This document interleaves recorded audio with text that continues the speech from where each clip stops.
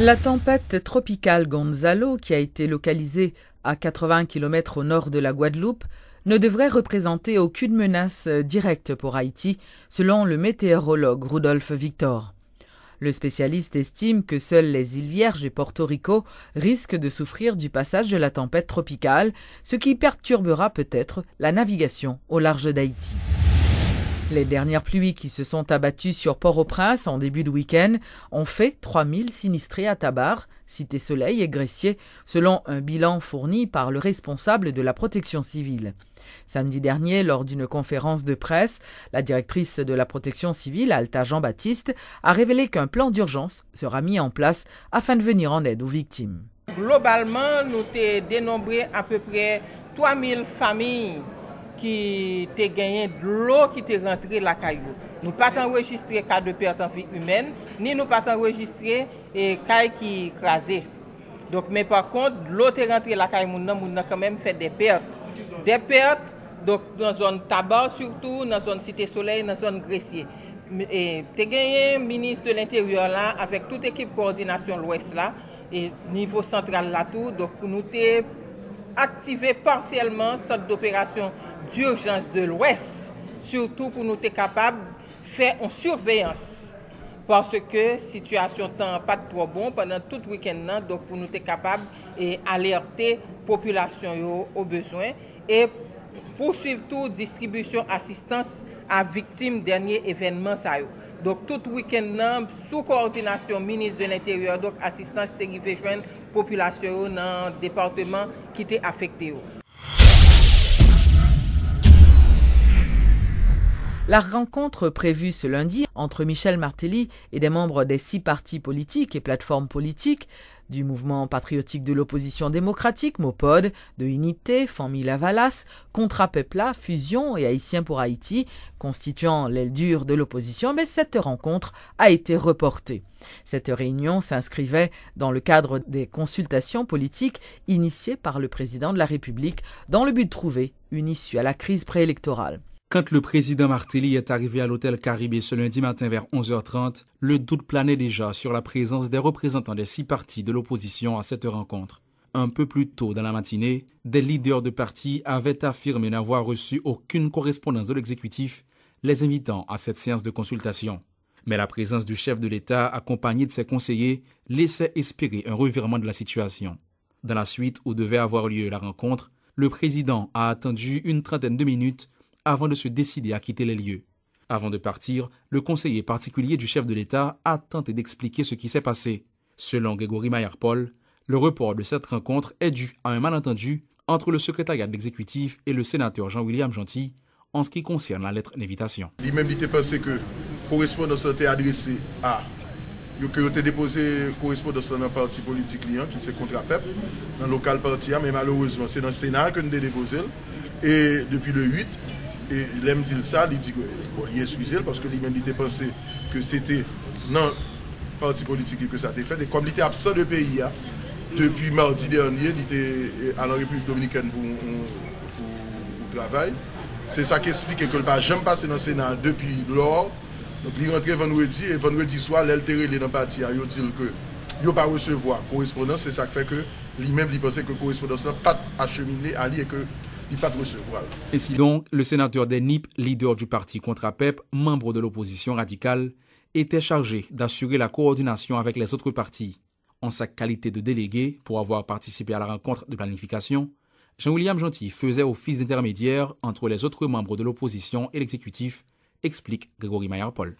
Lors de la réunion de guerre, nous entendons que nous ne sommes pas Gentil, nous avons passé pour faire acheminer les correspondances. Nous avons été en contact avec le sénateur Gentil, qui est un représentant d'un parti politique pour nous capables de fixer entre nous à leur convenance et à notre convenance ou date cap bon pour nous tous les deux. Entre-temps, l'exécutif va se remettre en selle et fixer une autre date de concert avec le sénateur des NIP.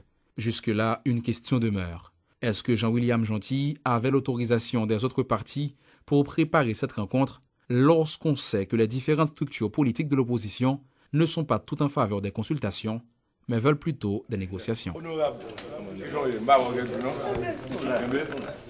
Rappelons que la rencontre entre M. Martelly et les leaders de l'opposition radicale avait été proposée par les sénateurs du groupe des 6 la semaine dernière. Soulignons que les dirigeants des 6 partis politiques réclament l'organisation d'élections générales en 2015.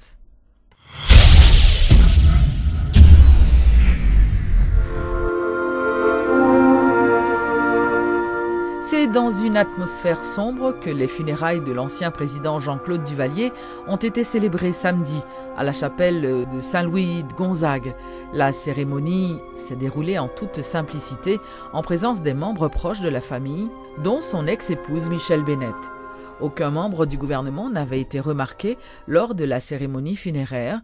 Et dans l'assistance, 2 anciens présidents de la République, Boniface Alexandre et Prosper Avril, ex-dignitaires du régime des Duvalier, étaient présents. Faut dire que c'est le révérend père Oxide Sikojan, le leader de l'organisation paysanne à Fenneg Kombit, plus connu sous le sobriquet de Père Siko, qui avait fait office de célébrant principal. Œuvrant dans la commune de Kinskov, il a retracé dans son homélie les liens d'amitié développés avec l'ex-président, ajoutant que le nom de Jean-Claude Duvalier resterait toujours dans les annales de l'histoire d'Haïti. Permettez-nous de reprendre pour excellence la phrase dite par votre père avant de mourir au ministre Max Antoine. Vous resterez le président le plus regretté, le plus discuté, parfois le plus détesté, mais jamais. Que le pays se souvienne, le président de l'Église il y a une arme plus terrible et plus meurtrière que la calomnie. C'est la vie. La vérité, la grande vérité, est que l'homme a été créé à l'image et à la ressemblance de Dieu. L'homme de Dieu de notre essence est la même. Nous sommes composés de la même étoffe. L'homme est aussi intime, le corps constitue le physique, l'esprit, le non-physique. De son côté, Fritz Cinéas, ex-ministre à la présidence, qui a reconnu les dérives sous le régime de Jean-Claude Duvalier, a quand même laissé entendre que l'ex-président n'était pas totalement responsable des exactions commises lors de son passage au pouvoir. C'est un avis que partage le colonel Joseph Baguidi, grand ami du défunt. L'ancien haut gradé des forces armées d'Haïti croit que Jean-Claude Duvalier était un homme incompris. Les sympathies des collaborateurs, amis et de tous ceux et celles qui pleurent le départ du président Jean-Claude Duvalier. Le Très-Haut le reçoit en son sein et que ses restes périssables, en se métamorphosant au-delà de la matière palpable, puissent contribuer à vivifier ce sol natal qu'il a tant aimé et que la conscience citoyenne continue à se nourrir du calcium et de l'énergie de son corps pour l'enrichissement de la terre d'Haïti. Pour nous autres qui avons vécu à ses côtés, il ne fait aucun doute que cet homme qui s'est endévoué au service de sa patrie et de son peuple finira par bénéficier du jugement favorable de l'histoire. Je m'incline humblement devant les dépouilles de l'ancien président et j'adresse à ses enfants, François Nicolas et Anna Fabien, à la mère de ses enfants, Mme Michèle Bennett, à sa compagne, Mme Véronique Roy, à ses sœurs, Marie-Denise, Nicole et Simone Duvalier, à ses tantes, Trévi, Ovid Tassi et Lucia Lamont-Brunette, aux amis, aux alliés et aux multiples membres du Parti Unité Nationale.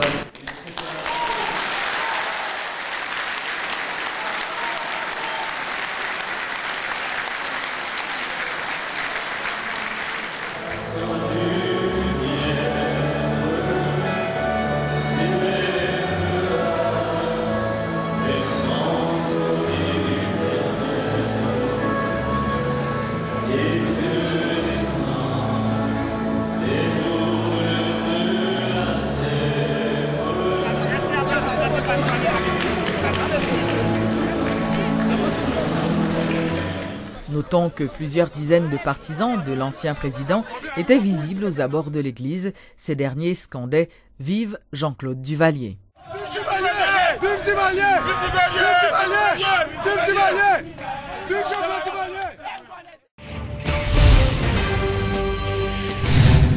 Les avocats Newton Saint-Just et André Michel ont annoncé ce lundi avoir déposé une plainte à l'UCREF et à l'ULCC contre le juge d'instruction Lamar Bélizaire pour enrichissement illicite, blanchiment d'argent provenant de la corruption, de la drogue ainsi que d'autres infractions. Ces deux hommes, réputés comme étant des opposants farouches au président Martelly, ont également dénoncé la nomination illégale d'une femme au consulat d'Haïti à New York. Nous constatons que ça que fait Lamar Bélizaire bien le vent en poupe comme ça, c'est parce que le 14 juillet, il y a un ministre Julie Brutus, ministre des Affaires étrangères, avec Laurent Salvador Lamotte, Premier ministre, qui nommait Madame Lamar Bélizaire, qui est le mari de Denise Pierre Bélizaire, agent consulaire dans le consulat à New York. Madame Lamar Bélizaire, seule profession le gagne, c'est que Madame Lamar Bélizaire. Seule profession le gagne, c'est que c'est Madame, juge d'instruction tête Caléa, et bien Jodia, il est dans le consulat à New York, il a touché presque $4,000 américains, n'en ferait pas nous. Or, la loi la nous dit, pour nous entrer dans la diplomatie, bon, nous mettons fermer une guerre, fermer c'est dit, un pays pas capable de fonctionner comme ça. Et ça que fait, nous avons sommation ce matin pour aller joindre le ministre Affaires étrangères, la co-ministre. Ça nous dit d'abord, il faut rendre public concours, résultat concours que Madame Bélizaire est allée, qui était habilitée aujourd'hui pour le nommer. Et nous demandons pour faire retrait de nomination. Si on ne pas fait, nous prenons dans le Cour des comptes. Après un jour franc, nous prenons demander Cour des comptes pour annuler cette nomination parce que c'est avec taxe PAN. Haïti commémore la Journée internationale de la prévention des catastrophes ce lundi 13 octobre. Le ministère de l'Intérieur, en collaboration avec la Direction de la protection civile pour marquer cette journée, a organisé une table ronde sur les inquiétudes des personnes âgées en matière de gestion des risques et désastres. C'est pour nous capables de faire tout le monde changer de importance personnes âgées comme mémoire dans le pays, comme de groupes qui sont vulnérables, mais de groupes qui vivent en pile expérience, qui sont capables d'aider orientation, toute stratégie en matière de gestion risque et désastre. Il y a un pile leçon pour les personnes âgées, il y a un pile leçon pour apprendre nous dans le pays d'Haïti, parce que ils vivent, ils résistent, ils vivent en pile événement. Montrer seulement qui gens te gagné un personne âgé qui t'a sauvé tête li dans un événement qui t'est passé, c'est développer une capacité, une expérience auprès de jeunes pour eux-mêmes connaître qui gens ont stratégie de sauvetage, qui gens ont monde te fait pour te résister, pour te vivre, les en courant de l'eau t'a passé, les de l'eau te rentré la caille, qui gens li te fait, qui gens te fait tout pour te protéger tête, pour te protéger famille.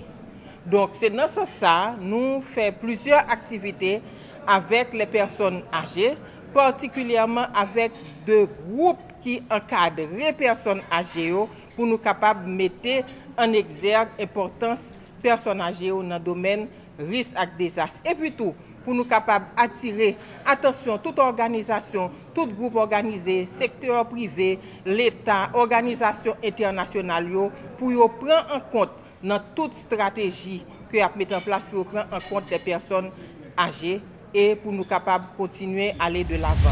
En effet, les plus de 55 ans, qui représenteront 10% de la population haïtienne en 2030, apparaissent comme les premières victimes en cas de tremblement de terre ou encore d'inondation. Bien vieillir pour vivre mieux et être plus réactif apparaît d'ores et déjà comme un enjeu pour Haïti. Si il y a un bon traitement, mon cher, je ne peux pas dire zéro barré, non? Parce que zéro a plusieurs façons de faire zéro à faire l'autre chiffre, même pas dire zéro barré. Mais si je suis capable de dire, je vais un petit moyen quand même, je faible reste. Je suis capable de faire un 3, un 4, pas 5.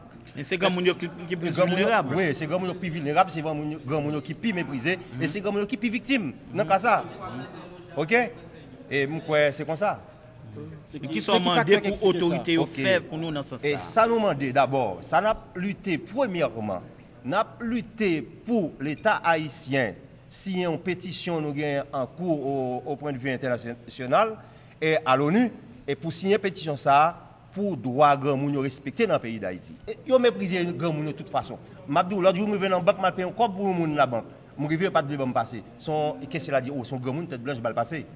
Et j'ai noté pour barrer on va de bon passer. Alors grand moun yo de toute façon yo humilié. Ou à l'hôpital ou pas avoir un service, pas une ligne qui pour grand moun. Dans toute institution quand nous la banque commence à faire un effort, nous pas capable ça nous pas capable l'état zéro net, mais l'état doit pencher sous droit grand moun Haïti parce que yo pas respecter grand moun.